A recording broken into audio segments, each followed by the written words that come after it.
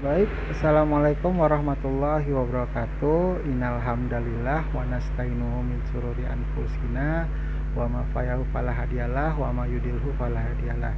Asyhadu alla ilaha illallah wa asyhadu anna Muhammadar Rasulullah.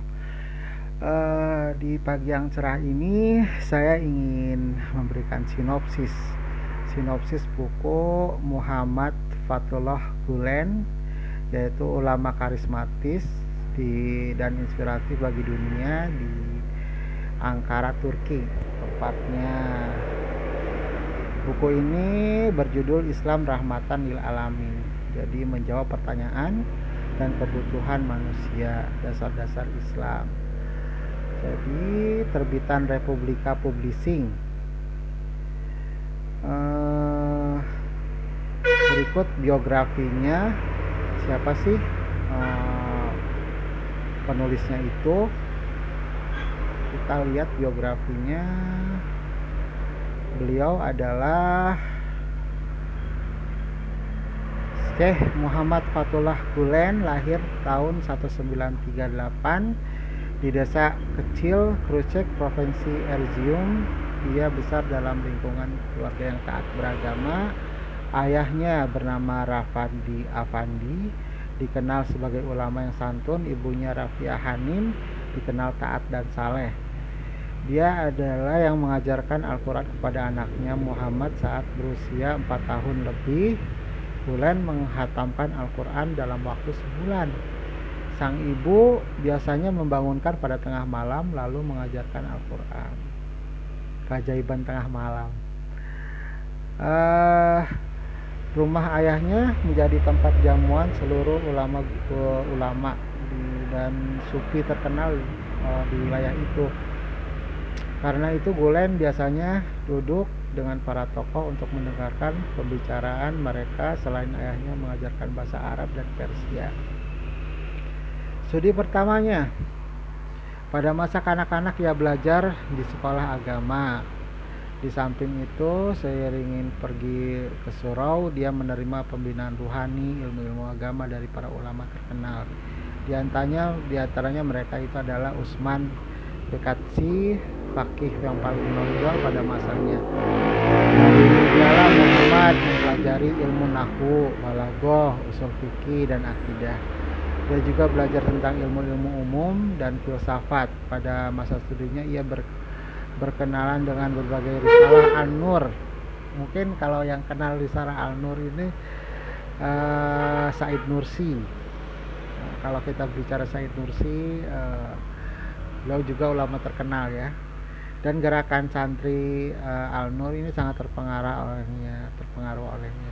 Gerakan Al-Nur, gerakan pembaruan kebangsaan yang integral dipelopori dipimpin oleh seorang ulama besar, Baid Utsman Said Nursi, penulis risalah Al-Nur. Sebagai bertambahnya usia, bicaranya meningkat, wawasannya semakin beragam luas. Ia mempelajari budaya, pemikiran, serta filsafat barat timur.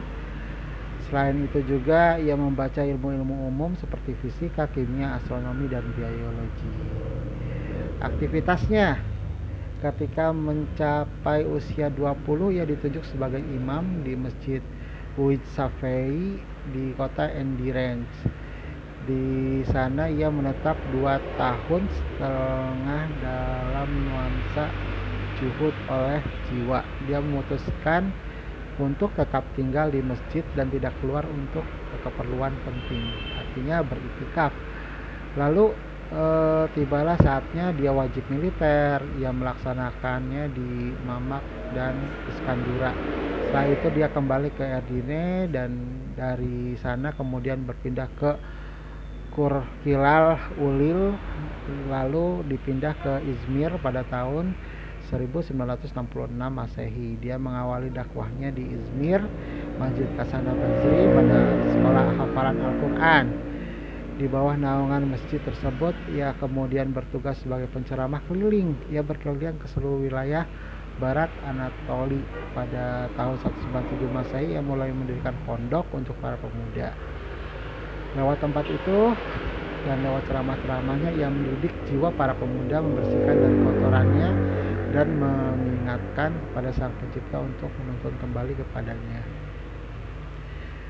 Jiwa mereka yang halus, rohani mereka dahaga, mereka membutuhkan pembimbing seperti dirinya menerangi jalan mereka menuju Allah dan Rasul-Nya.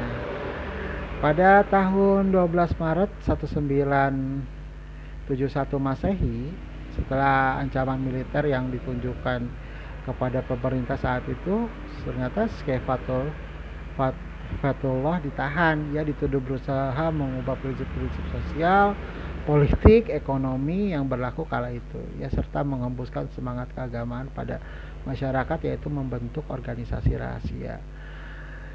Ia ditahan selama 6 bulan. Setelah itu ia dibebaskan dan kembali ke tugasnya. Sesudah surat amnesti keluar, mereka mengirimnya ke kota Emirat dan memindahkannya lagi ke Manisa, kemudian Borneo di provinsi Izmir. Dia menetap di sana sampai 1980 Masehi. Setelah tahun-tahun itu, ia menyusuri sebuah pelosok negeri sebagai yang berceramah di berbagai masjid. Dia juga menyusun beberapa kuliah ilmiah seperti agama, sosial, filsafat, dan pemikiran. Di samping itu, ia menggelar sejumlah seminar, diskusi, dan pertemuan khusus sebagai wadah untuk menjawab berbagai pertanyaan pelik yang terlintas di benak banyak orang, khususnya para pemuda. Mereka tidak mengetahui jawaban dari masalah yang mengereka ke jurang keraguan atau ateisme. Karena itu, jawaban-jawaban menjadi obat mujarab bagi akal hati para pemuda masyarakat. Tidak aneh bila mereka berkumpul di sekitarnya minta petunjuknya tanpa mengharapkan keuntungan materi duniawi. Dengan perlindungan payung hukum yang berlaku di Turki, komunitas tersebut mendirikan sejumlah sekolah dan kelas-kelas internal, menerbitkan koran, majalah, mendirikan percetakan, menyusun buku, serta mengembangkan stasiun penyiaran jaringan televisi. Setelah runtuhnya Uni Soviet, sekolah-sekolah mereka tersebut di berbagai tempat dunia mendapat perhatian khusus. Mereka adalah negara-negara Asia Tengah yang telah menderita akibat penjajahan Rusia dan komunis selama kurang lebih dari 70 tahun. Dialog terutama setelah tahun 1990-an, Syekh Fatullah memulai sebuah gerakan melalui dialog yang saling pengertian antar agama, pemikiran yang diwarnai nuansa kesejukan, jauh dari sikap fanatisme dan kebencian. Ternyata gerakan ini diterima secara luas baik di Turki maupun di luar Turki. Gerakan ini mencapai puncak pada pertemuan yang berlangsung di Vatikan antara Syekh Fatullah dan Paus Paulus yang mengundangnya. Ia percaya bahwa kemajuan sarana komunikasi telah membuat dunia tak ubahnya desa global, sehingga gerakan pun yang berlandaskan permusuhan dan kebencian tidak akan mendatangkan hasil positif. Ia juga percaya bahwa kita harus terbuka terhadap seluruh dunia, sekaligus menyampaikan bahwa Islam tidak tegak di atas gerakan terorisme sebagaimana digambarkan oleh musuh, bahwa kesempatan membenteng luas bagi kerjasama antara Islam dan agama-agama lain. Karya-karyanya ribuan kaset dan video berisi khutbah, ceramah, kuliah, seminar. Yang menulis puluhan buku antara lain yaitu Al-Mazwir, Al-Ashar, Wal Al-Jalil, Al-Insan, Fi Tahyar Al-Mazad, Nahwa Al-Jannah, Al-Mufakkah, Saifah Al-Zaman Al-Zabiyah, An-Nafs Ar-Rabi, Idman Nuzuma Ruhiyah, An-Nur Al-Khalid, Fi Zalalil Al-Iman, Talil Qalbi Al-Zumadiyah, Bahram Al-Halfika Fil Azwin Tasmu Fil Surah Al-Fatihah. Setiap buku dicetak di Turki sekitar 7.000 eksemplar. Bayangkan, sebagai bahasa diterjemahkan ke beberapa bahasa lagi: Inggris, Jerman, Bulgaria, Spanyol, Rusia, dan Arab. Islam rahmatan lil alamin secara umum itu secara umum itu bercerita tentang pertanyaan-pertanyaan yang biasa diucapkan oleh orang-orang orientalis yang belum mengenal Islam, seperti apakah substansi esensi dari Allah, gitu kan.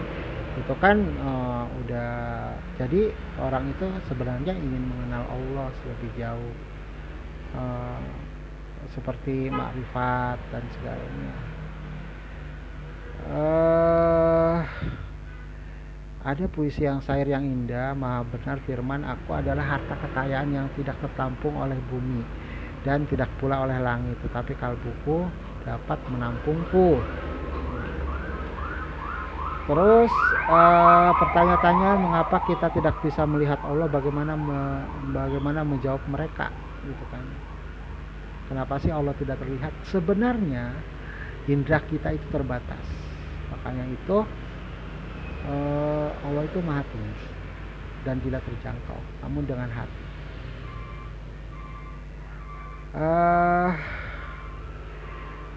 Di sini dijelaskan tanda tandingnya tiada banding bagi Tuhanku, tiada menyamai dan menyerupainya. Dia maha jauh dari seluruh gambaran dan dia maha suci, maha tinggi Allah. Jadi nggak ada gambaran dari seluruh, nggak ada apa ya, mau abstrak atau tidak. Allah itu esensinya maha tinggi, gitu kan, dan di luar jangkauan kita, tapi Allah mencakup semuanya, maha besar. Sang maha benar firman-Nya, aku adalah harta kekayaan yang tidak tertampung oleh bumi dan tidak pula oleh langit, tetapi kalbuku menampungku. Jadi kita itu ada hati yang apa ya, qalbu salim, hati yang baik, ya, hati yang fitrah.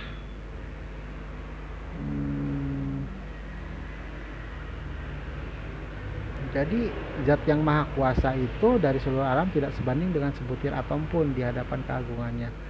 Terus betapa besar nikmatnya atas setiap mukminin ketika dia tampak dalam kalbunya sebagai kekayaan, sekaligus mengantarkan kepada ketenangan dan ketentraman.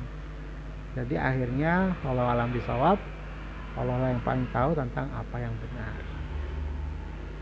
Oke, itu saja, baca bukunya. Ini bukunya bagus sekali, terbitan Republika